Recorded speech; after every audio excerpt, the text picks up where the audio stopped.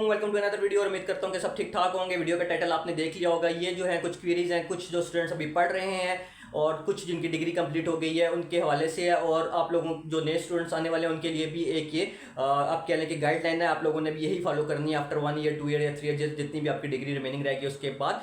तो जो स्टूडेंट्स आ चुके हैं और उनको अब डॉक्यूमेंट्स आपने कंप्लीट करने हैं, बीआरपी कलेक्ट करना है, तो उसके लिए वीडियो मेरे पास पड़ी हुई है कि आपने कौन कौन से डॉक्यूमेंट कहाँ कहाँ से कलेक्ट करनी है और आप लोगों ने जॉब्स कैसे सर्च करनी है, आप लोग जाकर देख सकते हैं। छोटी सी मेरी एफर्ट है क्योंकि मैंने भी स्टूडेंट लाइफ यहाँ पे गुजारी थी और जैसे हमने कुछ कुछ खुद किया था उसी तरह आप लोगों को भी थोड़ा सा गाइड कर देते हैं, तो आप लोग वो देख सकते हैं। तो फिर आप लोगों के पास एक क्वेरी आती है कि भाई अभी हमारी डिग्री कंप्लीट होगी, हम अपने अपने होम कंट्री चले जाएं, अभी हमारा वीज़ा पड़ा है, तो उस केस में क्या करना है। अगर हमारा कोई कोर्स फेल हो गया था तो हमें पीएसडब्ल्यू मिलेगा या नहीं मिलेगा। फिर एक क्वेरी आती है कि हमारे पास अब कैश डेडलाइन ख़त्म हो चुकी है और हमारा जो कोर्स फेल था वो अभी ऑफर नहीं हो रहा, वो नेक्स्ट इनटेक में ऑफर हो रहा है, तो हम क्या कर सकते हैं। पहला केस ये करते हैं कि आप लोग की डिग्री फॉर एग्जांपल कुछ सब्जेक्ट्स फेल हो गए थे और आपने रेफर डेफर में पास कर लिया, तो पीएसडब्ल्यू मिलेगा या नहीं मिलेगा।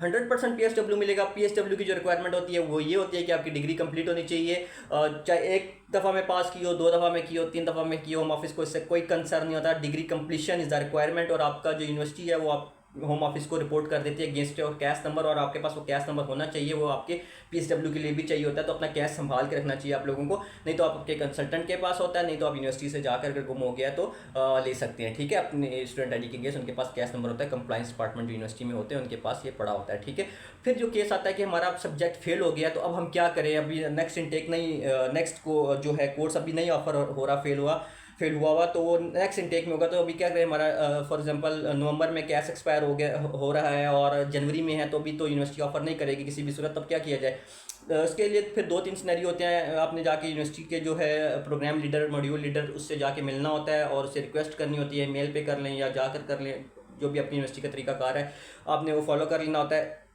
वो आपको क्या करते हैं, वो देखते हैं कि अगर ये कोर्स कोई मेजर कैटेगरी का तो फिर तो आपको एकदम रेटेड कैश मिलेगा। अगर वो माइनर सा है, मतलब आप लोग ऑनलाइन भी पढ़ सकते हैं, तो मोस्टली फिर जो हैं टीचर्स वो ये कहते हैं कि आप ऑनलाइन पढ़ लें और जब आपका हो जाएगा तो फिर हम आपको डिग्री वगैरह सेंड कर देंगे। तो इस केस में पीएसडब्ल्यू लेना थोड़ा सा टफ हो जाता है, बहुत ज़्यादा बल्कि टफ हो जाता है। तो फिर आप लोगों ने क्या करना होता है, उनसे रिक्वेस्ट करनी होती है किसी भी सूरत अपडेटेड कैश लेना है। अपडेटेड कैश फ्री नहीं मिलता, उसकी कुछ ना कुछ फीस होती है, यूनिवर्सिटीज़ पर डिपेंड करता है। ठीक है, और आपको नई वीज़ा फीस और नई इंश्योरेंस फीस भी देनी पड़ती है और डिपेंडेंट को भी मिल जाता है। अगर आपके साथ डिपेंडेंट और डोंट वरी उनको भी मिलेगा साथ ही। आप अपना वीज़ा जब लेंगे तो उनका भी चेंज करवा लीजिएगा। तो दोनों की फीस लगती है inside the UK, I think वो 700 पाउंड के करीब होती है पर पर्सन फीस वीज़ा चेंज करने की, वीज़ा अप्लाई करने की। तो वो आपने करनी है, इंश्योरेंस पे करनी है और उसके बाद जो है आपने वेट करना है, रिजल्ट आएगा तो अपने पीएसडब्ल्यू ले लेना है। फिर स्टूडेंट्स एक बहुत बड़ी गलती करते हैं, वो एक चीज़ होती है जो सुनी होती है उन्होंने, एफएलआर ले लेते हैं जी। एफएलआर होती है फर्दर लीव्स टू रिमेन। कोई भी आप बात कर लेते हैं होम ऑफिस के साथ कि भाई हमारे पास पीएसडब्ल्यू लेने की फीस नहीं है, हमारे पास अभी हेल्थ इंश्योरेंस के चार्ज नहीं है, हमें एग्जाम्पशन दीजिए। मोस्टली जो होता है वो फीस का होता है कि हमारे पास वीज़ा फीस नहीं है, हमें उसमें एग्जाम्प्ट किया जाए, तो उसका डिसीजन आने में 1-2 महीने लग जाते हैं। फिर वो रिजल्ट आता है, फिर आप लोग का रिजल्ट जो है यूनिवर्सिटी से भी आ चुका होता है, उस एप्लीकेशन का भी आ चुका था जो कि 100% रिफ्यूज़ हुई होती है मोस्टली केसेस में, further leaves to remain on this basis. तो फिर आप लोग क्या करते हैं, फिर आप पीएसडब्ल्यू अप्लाई करते हैं और रिजेक्शन लेकर बैठ जाते हैं। और अगर आपने एफएलआर ले लिया तो अपना बैग बांध के रखें, आप किसी भी सूरत पीएसडब्ल्यू नहीं ले सकते। ठीक है, पीएसडब्ल्यू की जो रिक्वायरमेंट है कि आपका लास्ट वीज़ा जो है वो स्टडी वीज़ा होना चाहिए। स्टडी वीज़े के अलावा आप लोगों को किसी भी सूरत नहीं मिल सकता। ठीक है, या तो फिर आप कोई और वीज़ा लेंगे या तो कंट्री को लीव करेंगे। तो अपने अपने बैग बांध के रखने, अगर एफएलआर ले ली है ठीक है, और अगर नहीं ली तो नहीं लेनी। ठीक है, आपने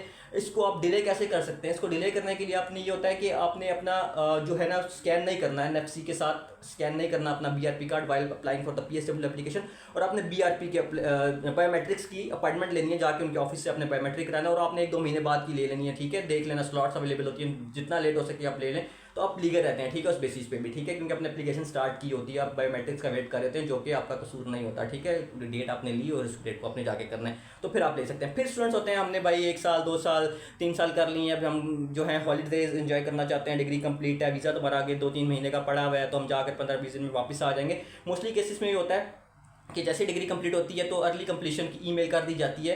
इन केसेस, कुछ केसेस में अगर आपका वीज़ा 4 महीने से ज़्यादा पड़ा होता है तो अर्ली कंप्लीशन की ईमेल होम ऑफिस को कर दी जाती है कि स्टूडेंट ने अर्ली कंप्लीट कर लिया डिग्री और इसके लिए आप पीएसडब्ल्यू के लिए एलिजिबल है, तो आप इसको पीएसडब्ल्यू दे दें। और होम ऑफिस क्या करता है, आपको एक डेट दे देता है कि इस डेट के पहले पहले अपने वीज़ा अप्लाई करना है। किसी भी कैटेगरी का वीज़ा ले सकते हैं, आया कि ग्रेजुएट रूट, स्पॉन्सरशिप जो भी आप करना चाहें उस टाइम कर सकते हैं।